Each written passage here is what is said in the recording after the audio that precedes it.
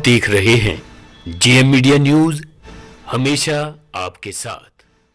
आज आपको एक ऐसे शख्स से मिलाने जा रहा हूं जो एक अच्छे कवि हैं, डोगरी हिंदी के लेखक हैं, जो उर्दू में भी लिखते हैं। तो चलिए आज हम आपको मिलाने जा रहे हैं डॉक्टर करण सिंह करण जी से, जिन्होंने हाल ही में नकोदर से एक कार्यक्रम के दौरान पहली मर्तबा जम्मू कश्मीर की तरफ से किया गया है। तो चलिए बात करते हैं। मैं हूं राजकुमार और आप देख रहे हैं सबका जम्मू कश्मीर। तो चलिए बात करते हैं डॉक्टर करण सिंह जी से। करण सिंह जी, आपको पहले तो बहुत बहुत बधाई हो कि जम्मू कश्मीर से पहले ऐसे लेखक हैं, ऐसे कवि हैं, ऐसे शायर हैं जिनको ये सम्मानित किया गया है बाहर जाकर। जी। तो नरेश कुमार शाह मेमोरियल की तरफ से आपको सम्मानित किया गया है 93वें बर्थ एनिवर्सरी पर। जी। तो मैं चाहता हूं पहले तो आपको बहुत बहुत बधाई हो। दूसरा ये कि किस तरह से महसूस कर रहे हैं इस अवार्ड को लेकर? सर, ये फ़ख्र महसूस होता है। ये सच्चाई यही है कि फ़ख्र महसूस होता है। लगता है कि कुछ हमने काम किया है तो किसी ने उसकी कदर की है। काम करने वाले अगर हैं तो कदरदान भी हैं, ये ऐसा महसूस होता है। 11 दिसंबर को यानी पिछले कल नरेश कुमार शाह का 93वां बर्थडे मनाया गया और वो नरेश कुमार शाह उर्दू के बड़े शायर थे। शायरी नहीं, नकाद भी बड़े ज़बरदस्त थे और नसर नगार भी ज़बरदस्त थे। उनका जन्म 11 दिसंबर 1927 में हुआ था, जहियापुर पंजाब। ये दसूगा के पास जगह है, यहाँ जहियापुर उनका ननहाल है। उनके ननहाल में उनका जन्म हुआ था। बेसिकली रहने वाले वो नकोदर के थे। तो नकोदर में ही उनकी इब्तदाई तालीम हुई। वहीं से उनका सिलसिला चलते चलते जब वो 6ठी जमात में पढ़ते थे तो उनके वालिद लाहौर के पास एक जगह है, वहाँ चले गए। वहाँ वो किसी अखबार के एडिटर हो गए। वो अखबार है नरेश। उस अखबार के एडिटर हो गए। उस अखबार में काम करते करते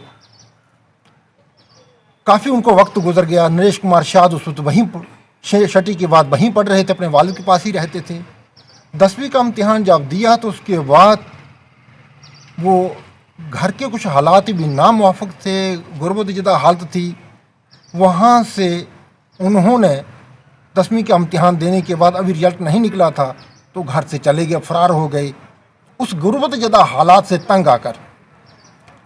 और फिर ना जाने कैसे कैसे उन्होंने अपनी तालीम और तरबियत का सिलसिला बहरहाल उनका एक घर का जो माहौल था वो एक तालीमी था।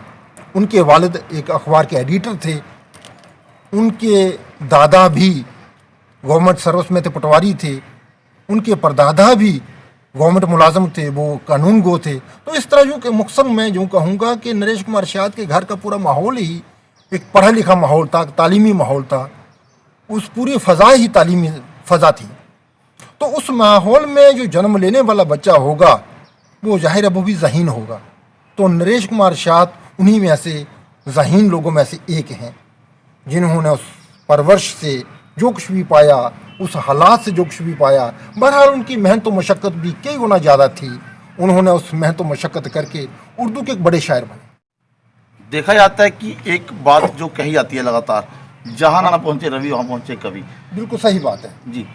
तो इस बात को लेकर किस तरह से मानते हैं? क्योंकि बहुत सारी बातें होती हैं जो एक समाचार पत्र का एडिटर नहीं लिख पाता है, एक क्या कहते हैं उसको, एक रिपोर्टर नहीं रिपोर्ट कर पाता है पूरे तरीके से, लेकिन कवि को एक ऐसा जरिया माना गया है जो अपनी बात अपने कविता के माध्यम से पूरे तरीके से रख पाता है। हालांकि आप उर्दू के शायर भी हैं, हिंदी के भी हैं, जी हाँ। और डोगरी भी आप जानते हैं ना। जी। तो मैं ये जानना चाहता हूँ कि जिस तरह से कहा जाता है कि जहाँ ना पहुँचे रवि वहाँ पहुँचे कवि, बिल्कुल सही बात तो है। कितनी बात सही मायने में ये लगती है? बिल्कुल दुरुस्त, 101% मैं इसको दुरुस्त कहूँगा। मैं नरेश कुमार शाह के हवाले से ही बात करूँ तो उनके नामुवाफिक हालात होते हुए भी उन्होंने अपने हालात को बैलेंस करने के लिए मैनोशी का सहारा लिया। मैनोशी में भी बड़ी दूर तक वो अंदर चले गए, हालात बिगड़ते गए, बात से बदतर होते गए। इसके बावजूद भी जो असल बात है, उस आदमी ने, उस शायर ने 40-41 साल उम्र पाई और 45 किताबें तस्नीफ़ और तालीफ़ और तर्जमा की। और जो 45 किताबें उनकी तसनीफ़ व तारीफ़ और तर्जुमा हैं, वो किताबें आम किताबें नहीं, बड़ी बम्बास्टिक किताबें हैं। उनमें मुख्तलिफ शायर उनके जो अक्सर कोड होते हैं, उनके वो शेर जिनके लिए अक्सर कहा गया कि इतनी बेहतरीन तस्वीर तो कैमरा नहीं खींच सकता था। ये मैं नहीं कह रहा हूँ, अक्सर कहा गया ये वाली बात कि इतनी बेहतरीन तस्वीर तो कैमरा नहीं खींच सकता था जितनी बेहतरीन तस्वीर शाह साहब ने कलम से ही खींच दी है। तो इससे बेहतर सबूत और क्या हो सकता है। उन्होंने मुख्तलिफ जगह ऐसा किया है, एक दो जगह नहीं, मुख्तलिफ जगह ऐसा किया। आपने बात कही है कि नरेश कुमार जी एक बेहतर लेखक थे, लेकिन मैं बात करूंगा डॉक्टर करण सिंह जी, जो इस समय मेरे बिल्कुल जी, सामने बैठे हैं, जी, जी, जी। जिन्हें इस सम्मान से बढ़ाया गया है, क्योंकि खुद एक शिक्षक भी हैं, जी, लेखक कवि भी हैं। जी जी जी उर्दू 3 भाषाओं को जानते हैं, 3 बिल्कुल। भाषाओं में लिखते हैं। जी। 2 कवियों को सम्मानित किया गया था जी। कौन कौन लोग थे? हाँ, एक जम्मू से एक सिर्फ मैं ही था, और दूसरे जो थे वो थे हिंद समाचार के, पंजाब केसरी के सब एडिटर मौलाना अमृतसरी, वो थे। तो हम दोनों को इस नरेश कुमार शाद अवार्ड से नवाजा गया। इसकी बैकग्राउंड जो उन्होंने कमेटी ने मुकर्रर की वो ये थी कि नरेश कुमार शाद के ऊपर मैंने भी काफ़ी काम किया था और नरेश कुमार शाद के ऊपर मौलाना ने भी काफ़ी काम किया था। इसलिए हम दोनों की नरेश कुमार शाद से मुतल्लिक़ खिदमात को सामने रखते हुए नरेश कुमार शाद मेमोरियल ट्रस्ट ने फैसला किया कि हम दोनों को इस अवार्ड से नवाजा जाए। इसलिए हमें बुलाया गया। तो मैं 10 तारीख को इधर से गया था, 10 तारीख को शाम को उधर पहुंचा, 11 तारीख को जो प्रोग्राम था, बहरहाल उधर से जब हमें ये अवार्ड वगैरह दिए गए तो हम उधर से लौट आए, कल ही में वापस आ गया। मैं एक चीज़ कहना चाहता हूँ कि हम लोगों ने खुश नुमा है, जो एक शहर कठुआ का जो माहौल है कवियों और लेखकों से भरा पड़ा है। जी जी।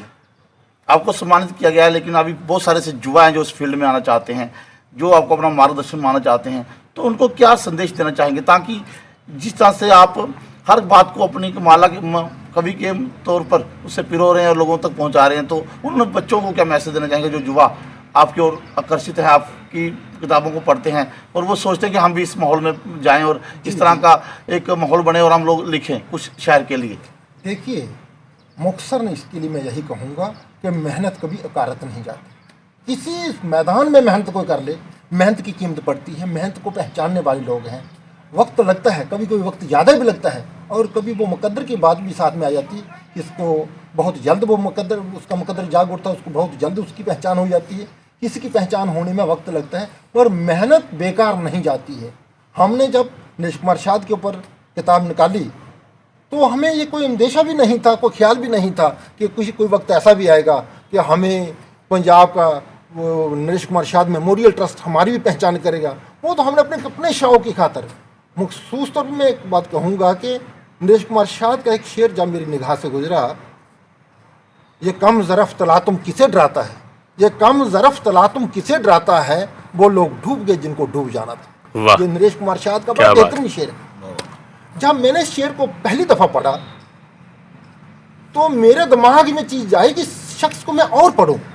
मेरे अंदर एक गुदगुदी सी होने लगी कि इस शेर को लिखने वाली पर्सनैलिटी को मैं ज़्यादा स्टडी करूँ। उस वक्त तक मैं नरेश कुमार शाद को ज़्यादा नहीं पढ़ा था।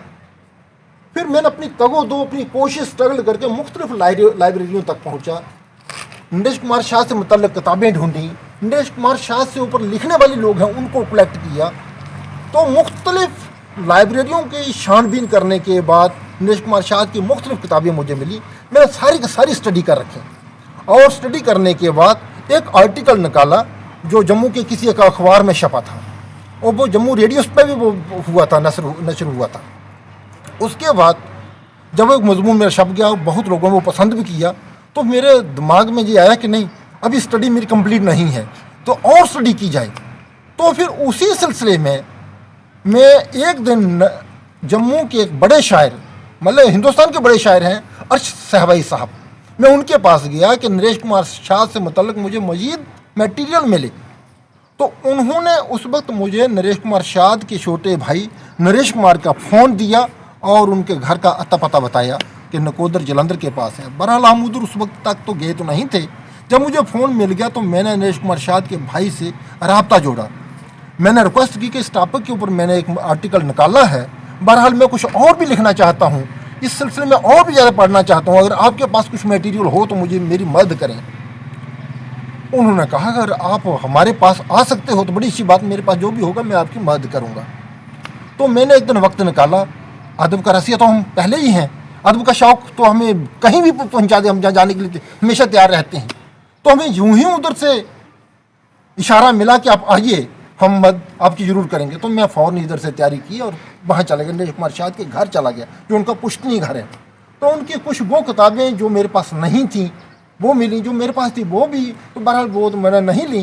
जो मेरे पास नहीं थी वो मटेरियल मैंने मुख्तलिफ मटेरियल वहाँ से कलेक्ट किया, और वो सारा कलेक्ट करने के बाद फिर मैं मेहनत में जुट गया कि मेरा सिर्फ मेरा एक ही फोकस हो गया, मेरा ओढ़ना बोशना नरेश कुमार शाद ही हो गया। दिन रात मेरा एक ही टॉपिक था।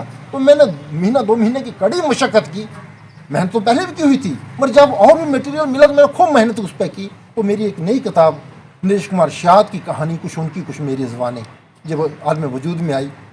इसके बाद कुछ उनके शेरी मजमूए हैं, मैंने उनके ऊपर आर्टिकल निकाले। वो मेरी तीसरी किताब जो है लोहो कलम, उसमें छपे। कुछ एक आर्टिकल जो है नक्शे कलम में छपा। तो इसलिए मेरी मुख्तलिफ किताबों में नरेश कुमार शाद से मुतल्लक वो आर्टिकल छपे। नरेश कुमार शाद की कहानी कुछ उनकी कुछ मेरी ज़बानी, नए तरह से बिल्कुल नई किताब छपी। तो इस तरह मैंने नरेश कुमार शाद के ऊपर काफ़ी काम किया। जो काम किया तो वो मैंने सारा अपनी तशफ़ी के लिए किया था, अपनी तसल्ली के लिए किया था। मगर जो काम किया है, मैं पहले बात कह चुका हूँ, काम करो तो काम की कद्र जानने वाले भी हैं, कद्र करने वाले भी हैं, लोग पहचानते हैं। और उधर से उन्होंने नरेश कुमार शाद मेमोरियल ट्रस्ट जो था उन्होंने हमें पहचाना, हमें उस सूत्र में लाया कि नहीं ये शख्सियत मुस्तहक है, इसको ये अवार्ड दिया जाए। आपकी तरफ से कहा गया कि काम करो, काम की पहचान होती है। जी। दूसरा आपने कहा कि मैंने नरेश कुमार को थोड़ा सा पढ़ा था, मैं जानना चाहता था, मैं बड़ा उत्सुक था कि मैं पूरे तरीके से इसे पढ़ पाऊँ, है ना। बिल्कुल। तो अब डॉक्टर करण सिंह जी को इसका सम्मान जो है वो सम्मानित किए गए हैं जलंधर से, नकोदर से, आपने बताया अभी। बड़ी उम्मीद जागी है इस अवार्ड के बाद। जो इस कार्यक्रम को देख रहा होगा, शायद मैं एक चीज़ मैं भी कहना चाहूँगा कि अब लोगों को एक उम्मीद हो रही है कि डॉक्टर करण सिंह जम्मू कश्मीर के हालात को बयां करेंगे अपनी कविताओं के माध्यम, अपने लेखक के माध्यम। तो किस तरह का सोच रखते हैं जो इस तरह से हालात जम्मू कश्मीर में बने हुए हैं? क्योंकि मैंने आपसे पहले ही कहा था कि जहाँ ना पहुँचे रवि वहाँ पहुँचे कवि। तो क्या चीज़ सोचते हैं जम्मू कश्मीर के हालात को लेकर? शहर कठुआ से रहते हैं आप, एक शिक्षक भी हैं बेहतर, तो किस तरह से सोच रखते हैं कि ताकि आने वाली किताबें जो वो जम्मू कश्मीर के हालातों को बयां कर सके? आपके देखिए ऐसा है, एक तो मुख्तलिफ बात वही जो पहले कही कि मेहनत करें, मेहनत करके आगे बढ़ें और एक पॉजिटिव माहौल को अख्तियार करें, बुराइयों को छोड़ें। जहाँ कहाँ कोई बुराई है, कोई नशाबाजी है, उसकी मुखालफत करें। जो अच्छी बात है उसको अडॉप्ट करें, जो अच्छा माहौल हो उसको अपनाएं। माहौल में कहीं गलीजगी है उसको छोड़ें, उससे नफरत करें। तो वो एक सारा एक माहौल जो है एक मोहब्बत भरा माहौल बनेगा। वतन से मोहब्बत करें, इलाके से मोहब्बत करें, इलाके के लोगों से मोहब्बत करें, अदब से मोहब्बत करें, अच्छा काम करने वाले उनसे मोहब्बत करें, उनसे प्रेरणा हासिल करें और उनसे उनके बताए हुए जो नक्शे कदम हैं उनके ऊपर चलें, उनके बताए हुए रास्तों को अख्तियार करें। आपने प्रेरणा की बात करी है। जी। तो आपने नरेश कुमार को भी बहुत सारा पढ़ा है। जी। तो किस तरह का उसमें आपने क्या चीज़ ऐसी सीखी है कि ताकि आप लोगों को बांट सके अपने कविताओं के माध्यम से, लेखन के माध्यम से? देखिए उनके जो शायरी पढ़ी, उनका जो कलाम पढ़ा, उनकी जो नसर का हिस्सा पढ़ा, उसके बीच बहुत ज़्यादा हाथ तक तो मैंने कौमी झकझती और हुबल वतन, जिसको हम कहेंगे मुख्तन भाईचारा, बहुत ज़्यादा है, कूट के भरा हुआ है। भाईचारा कूट के भरा हुआ है। एक वतन से मोहब्बत कूट के भरी हुई है, अपने इलाके से मोहब्बत कूट के भरी हुई है, अपनी बरादरी से मोहब्बत। बरादरी का माने उसको तंगधारी में नहीं है, बरादरी में तमाम उस माहौल में जितने भी लोग रहते हैं वो सारे के सारे उस माहौल की बरादरी होते हैं। उन सभी से मोहब्बत करना उसने सिखाया है। ये बहुत बड़ी बात है, नरेश कुमार शाद की देन है। मैं कहता हूँ नरेश कुमार शाद 40 साल और कुछ महीने उम्र पाकर वो चले गए इस दुनिया से। अगरचे कुछ अरसा और जिंदा रहते और वो संजीदगी के साथ अपने इस काम में मसरूफ़ रहते, 10-20 साल उनको और मिल जाते जीने के लिए, तो उर्दू के एक नए मिर्ज़ा गालिब कहलाते। इतना बड़ा उनका काम है और इतना बढ़िया दर्जा का उनका काम है। उर्दू के एक नए मिर्ज़ा गालिब कहलाते, नकोदर के मिर्ज़ा गालिब कहलाते, पंजाब के मिर्ज़ा गालिब कहलाते। वो पर्सनैलिटी। आपने कहा कि नरेश कुमार जी ने बहुत अच्छा लिखा है उर्दू में, एक उर्दू के गालिब कहलाते। जी। जम्मू कश्मीर की बात की जाए तो हालांकि उर्दू जो है वो अंतर्राष्ट्रीय भाषा है, जी, उसे जी, माना जाता है, जी। लेकिन जम्मू कश्मीर से होने के नाते जी हाँ। पत्रकार भी हूँ, जी यह कवि हैं, लेखक हैं, लोगों को उम्मीद है आपके माध्यम से बहुत सारी बातें सरकार तक पहुँच पाती हैं। तो मैं चाहता हूँ कि डोगरी का जो एक मुकम्मल इख्तियार तैयार किया जाए ताकि लोगों तक डोगरी को पहुँचाया जाए। देखिए कि एक तंग दायरा सा पैदा हो गया था लोगों के अंदर कि सिर्फ और सिर्फ इंग्लिश के हवाले से ही हम आगे बढ़ सकते हैं,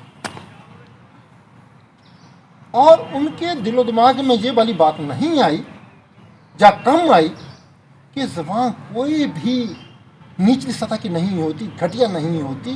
ज़बानें सब की सब अफजल होती हैं, बेहतर होती हैं, बशर्ते कि उसको विचारने वाले, उसको लिखने वाले, उसको पढ़ने वाले दिमाग में ये वाली बात रखते हों और उसी मोहब्बत के साथ उसके आगे बढ़ना चाहते हों, जैसे वो इंग्लिश की तरफ आगे बढ़ रहे हैं जिस मोहब्बत के साथ, उसी मोहब्बत के साथ उर्दू में भी बढ़ें, उस मोहब्बत के साथ वो डोगरी में भी बढ़ें, तो ये हमारी उर्दू, ये हमारी डोगरी, ये हमारी हिंदी इंग्लिश से कम दर्जा की नहीं है। कि आपकी तरफ से बहुत सारी बातें हमारे साथ बातचीत में हुई हैं, लेकिन मैं चाहता हूँ कि एक आपकी तरफ से एक अच्छी सी कविता जो है वो पेश की जाए। मेरे जो इस कार्यक्रम को देख रहे हैं दर्शक, वो देखना चाहें कि हमारे जो डॉक्टर करण सिंह जी हैं जो सम्मानित हुए हैं, उनसे एक आधी कविता हम उनके मुख से सुनना चाहते हैं ताकि लोगों को पता लगे कि इतने बेहतर हमारे जो कवि हैं वो हम तक हमारे पास बैठे और इस समय कार्यक्रम का हिस्सा बने हुए लोग देखें इसे।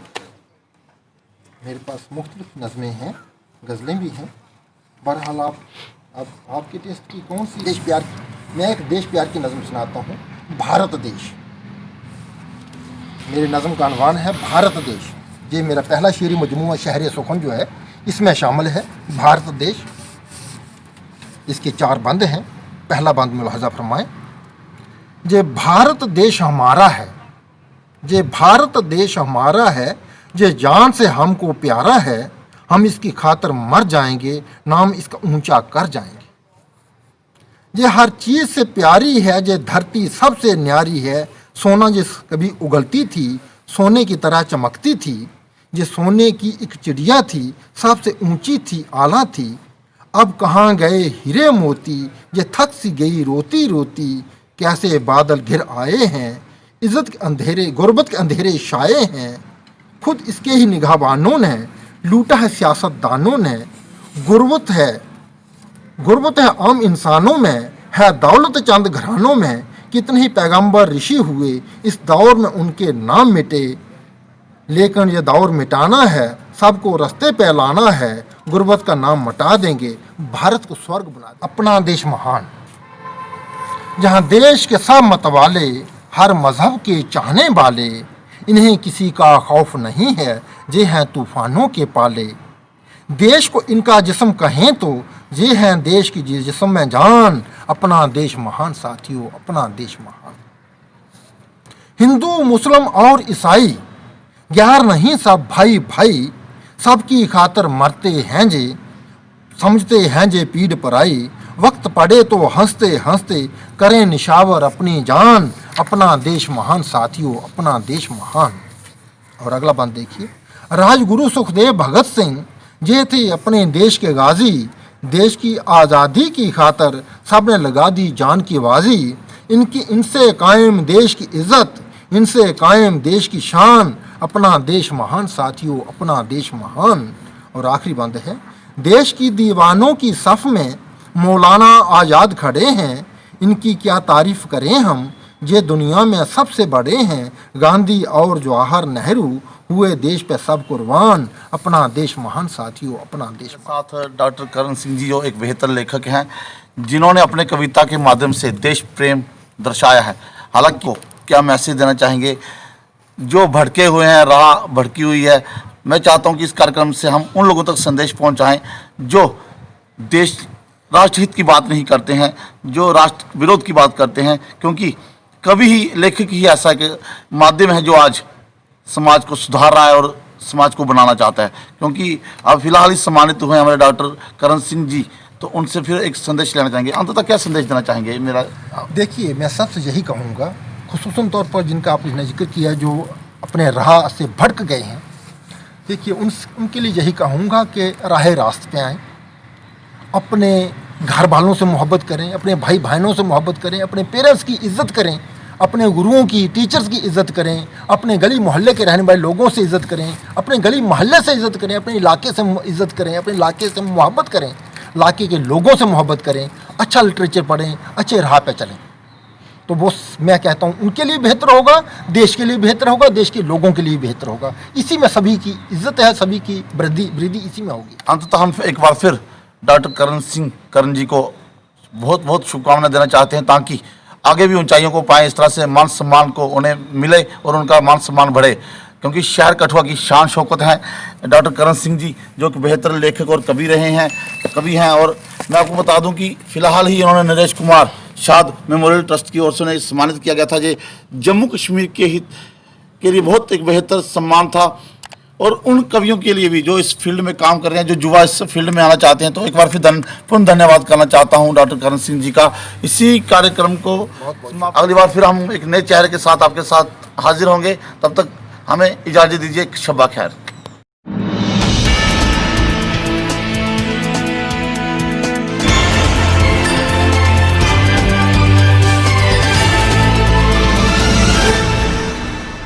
आप देख रहे हैं जेएम मीडिया न्यूज, हमेशा आपके साथ।